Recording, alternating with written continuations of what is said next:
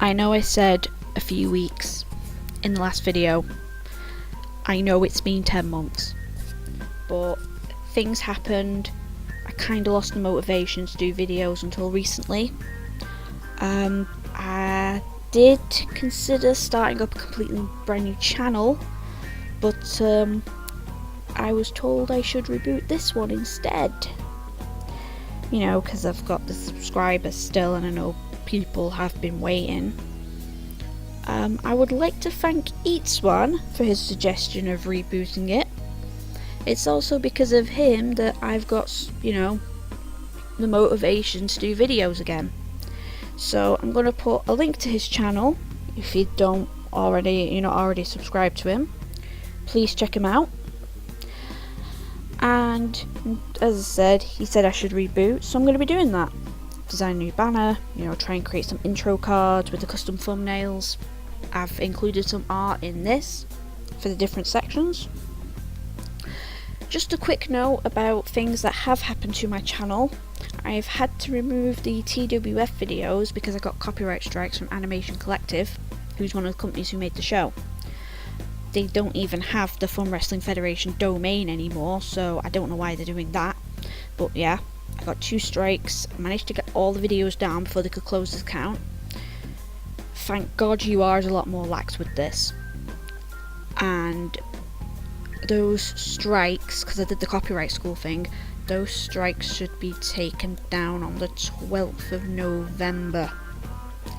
But anyway, now I've got that out of the way, I am going to be talking about LDs. Not so much reviewing them, but just talking about them. And this is just going to be a talky video whilst I try and find a screen capture that isn't going to lag. I've turned to things I used back in the day, but they don't seem to work that well anymore. So, let's start this. I'm going to begin with LD missions then. They first came to light in 2010. Dudley was the first to be available through the missions, followed by the likes of Bonnie and Bella, but don't quote me on the order. They were released to a schedule that no one could seem to figure out, and this only seemed to get more jumbled as they added more LDs. I remember the days when people would post on the forum like, who's next? Who's it going to be this week? And people, you know, you'd set up your deck to be a certain clan because such and such, you know, so and so was so sure that it was like Hurricane, so you'd set up Hurricane deck, and then it turned out it was skills, so then you gotta, you know, change it and make a skills deck, and then you go into Fight Club, and about 90% of people would also be using skills. Now, I don't know about other people, but after about an hour, and I've been facing the same clan over and over again, it starts to get a bit monotonous, and I start to feel drained. And, you know, it's like, can I fight something else, please? And it wasn't so much that. At least when it was just clan specifics, you would see different characters. When there were character specific missions in the LD sets, you noticed 2 things. 1, every deck would nearly be identical, and if you didn't have the card, you would go to the market, say like, I remember, I think Katja was in a Sentinel mission, you know, for Valentina, so you'd go to the market, and her price would have just shot up quicker than Kristen Dust in the backstage dressing room. And that is the weirdest analogy I've ever made.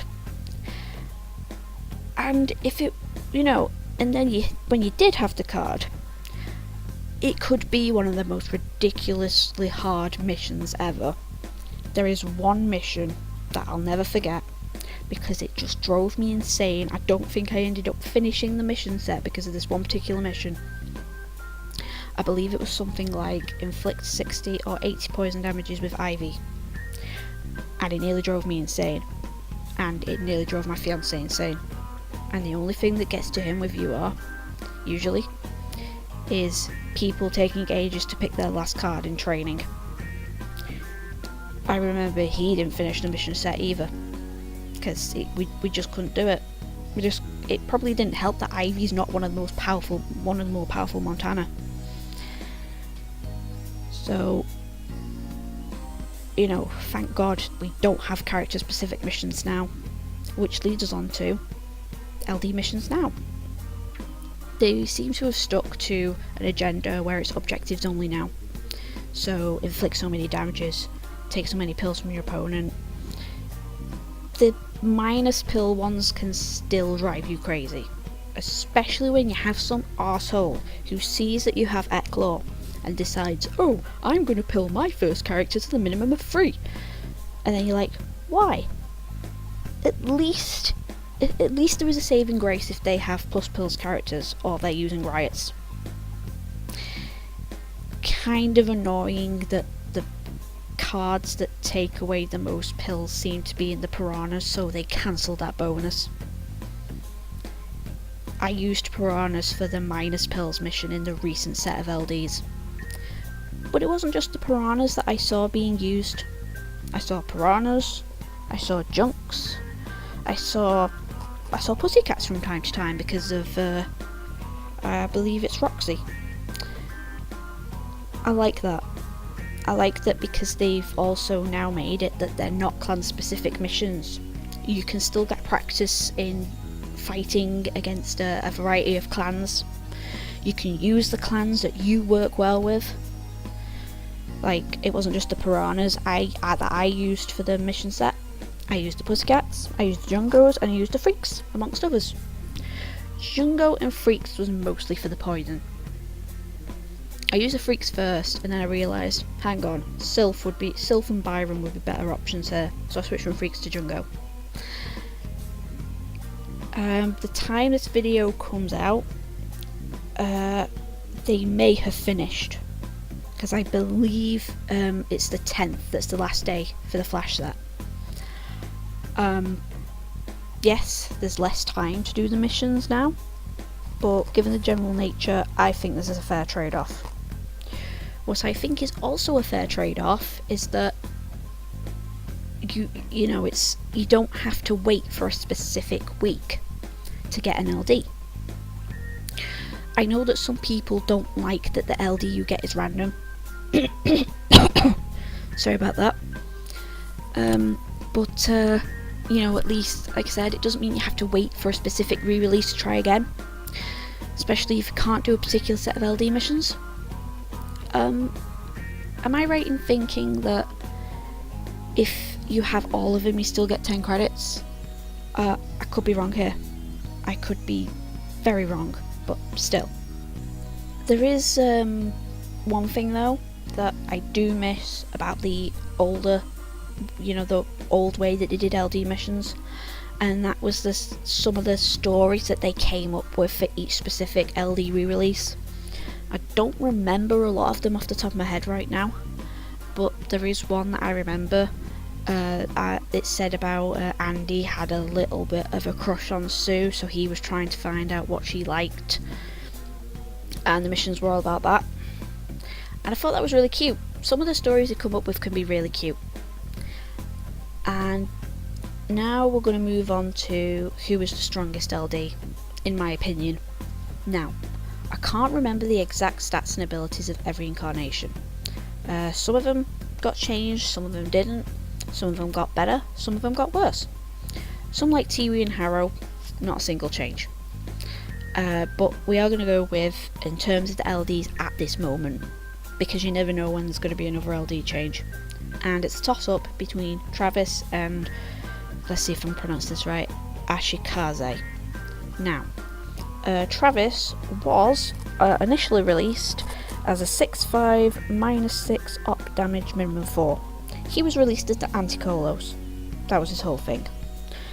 And right now, he's a 7/4 -6 op damage minimum 3.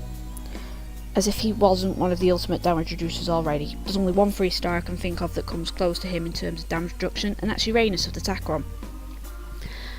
And in terms of damage reducers in general, yes, I know that Cannibal Joe can get to a -8 op damage minimum 2, but she's a growth, which means you have to wait until round 4 to be able to do that. Travis has this all the time. except if you're against stop up ability or cancel up damage modifier, but you could say that for every... Wait, hang on. Okay, I have a question for everyone listening, because I've just thought of something. Things with stop plus damage, are they just affected by SOA, or does cancel up damage modifier affect them as well? I'm sorry if that's a stupid question, but it's just something I don't know. But anyway, Ashikaze. It's only because of the recent Shatsi Flash missions that I have seen how dangerous this girl can be. I don't have her. Everyone else seemed to when I was doing the, using the Pussycat deck. -1 op attack per life, minimum 1. And she was being combined with the likes of Diana and Deborah and Clover Noel because of defeat plus 2 life. She was the main reason when I lost in a yellow match. Though on a side note, Deborah saved my butt in a lot of yellow matches. She has become one of my new favourite girls, and I need to draw her at some point. As for Ashikaze, I did hope to get her during the LD mission set that I completed today. I ended up getting Wave instead. I can't really give an opinion on Wave at the moment, as I'm yet to use the Hive frequently. I've used them maybe 1 or twice. I think I was turned off because of, when people use Hive against me, it's like, because I like to use damage heavy decks 90% of the time, they kick my ass basically. So yeah, I wouldn't have said that Wave was my favourite LD, but as I said, I'm yet to use her. But speaking of favourite LDs, we now move on to the last section. Who are my favourites? This is going to be mostly from I say mostly. It's going to be all from a design point of view. No stats, just let's look at this artwork, let's look at their, what they're referenced from. Who appeals to me?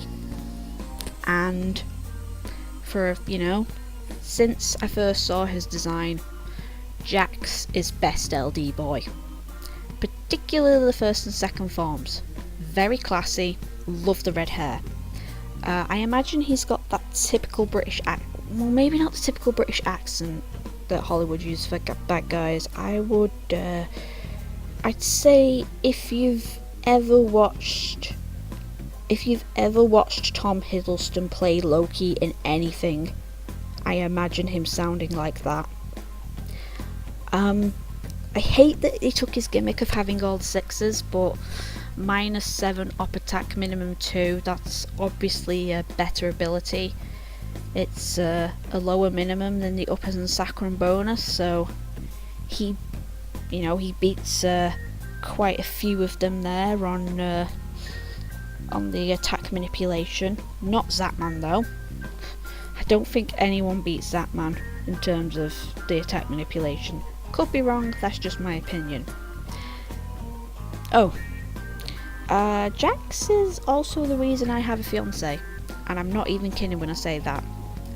Me and Wolfric, we met a few years back at this event at the local collectibles store called Manga Night, and if I hadn't finished my Jax cosplay in time for that particular one, which I was actually very close to not finishing because I also had an assignment to do at the time, I wouldn't have gone, and we wouldn't have met because his friend had only just about talked him into going for that particular one. And Wolfric's also the only guy that I've met, well actually he's the only person I've met in real life who knew what Urban Rivals was before I had to explain it to him. Because he saw the cosplay and he said, "What's that from?" I said Urban Rivals. He went, "Oh, is that card game?" No one else has ever said that. They were all like, "Urban Rivals, what's that?" But yeah, I guess there's a bit of a sentimental attachment as well.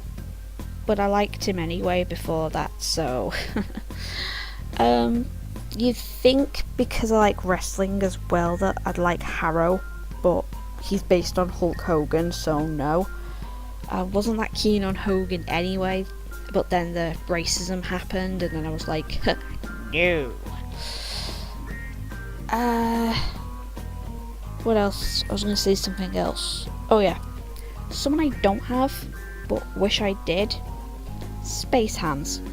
Such a fun looking card, such a fun reference. I love it that they made him small like Peter Dinklage.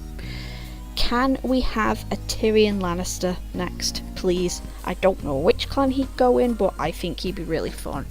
And given the fact that we have a character who snorts drugs to get into a modelling career, and we have a character who's seen smoking weed in his artwork. Smoke weed every day. I think we can have a card that would essentially be the god of tits and wine. Oh god, that would be really fun. I say someone start a petition to have a Tyrion Lannister reference in UR. I mean, they've referenced fidget spinners, so you know. Anyway, that is all that's on my notes. Feel free to, tell me what you think of LD missions. Did you prefer them how they were? Did you prefer them how they are now? Who are your favourites? Who do you think's the strongest? I do want to do gameplay videos in the future, but as I said, I'm looking for a screen capture that's not going to lag. And I don't know how regular these videos are going to be. Maybe every couple of weeks. Hopefully cut it down to a weekly basis, but I am wanting to draw like art and the custom thumbnails, and that takes time. There's a couple of things I did want to draw for this, but I wasn't able to add, because yesterday and today my hand has just been really sore. I don't know what's happened to it. I thought it might have been that I was holding the game controller funny, but it would have happened to my other hand as well. But yeah, as I said, I don't know how regular these videos are going to be, but I shall see you in the next video, and keep on fighting in the City of Rivals.